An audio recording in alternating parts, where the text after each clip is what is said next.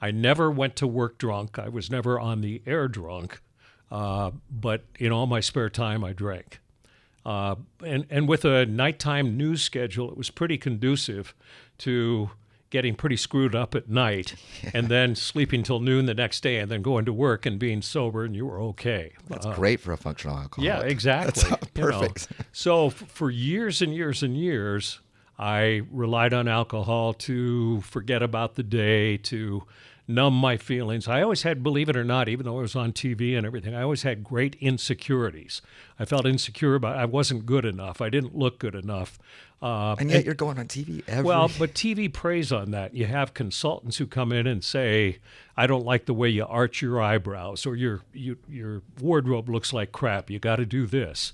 And so you have to have a very thick skin and a lot of self-confidence. And getting back to your stigma thing, at first, I was afraid to let people know for peripheral things like I thought,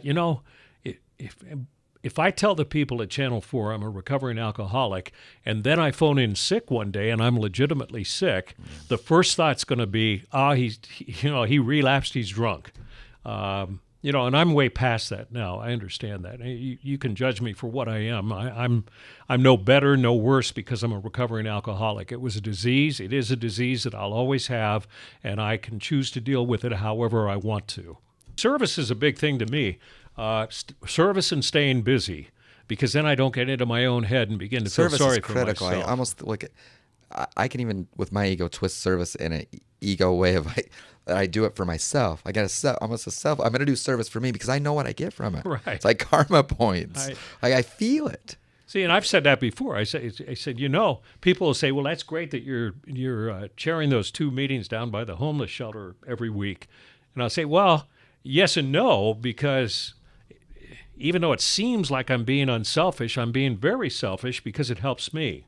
It does. It helps me probably more than a lot of the people who go to the meetings. And until you've experienced, so that is a good thing to say to that person if they're suffering, is just to try it and maybe do. My sponsor said to me, I've had a few sponsors because, again, I have issues. Yeah, we all do. Yeah, but really it stuck with me. He says, Josh, why don't you do something nice for someone or do some service and don't tell anybody about it? Because I'm always want to say, look what I did.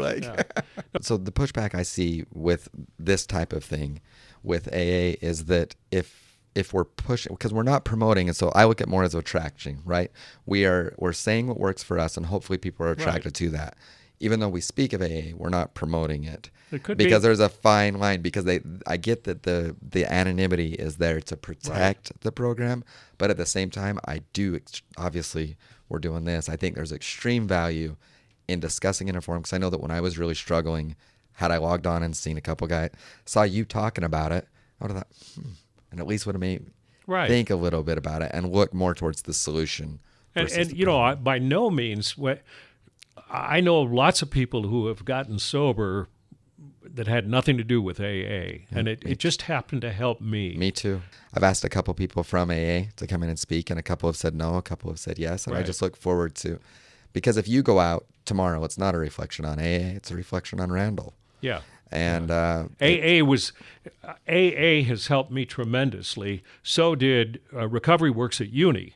Yeah. Okay, that doesn't mean Recovery Works is going to work for everybody else. It doesn't mean AA is going to work for. That's my story, and I'm sharing it, and I have a right to. Absolutely. If I help one other person who watches this podcast, then I selfishly feel better for myself, and I've done what I keep trying to do. I hate like hell to sound, and if I came off at all sounding holier than thou, I don't mean to. Oh, you don't at all. Not because even a I little say bit. If you want to drink or do drugs, do it. And if you can live life, more power to you. And if it doesn't wreck your life or wreck your job or anything else, way to go. But it wrecked mine.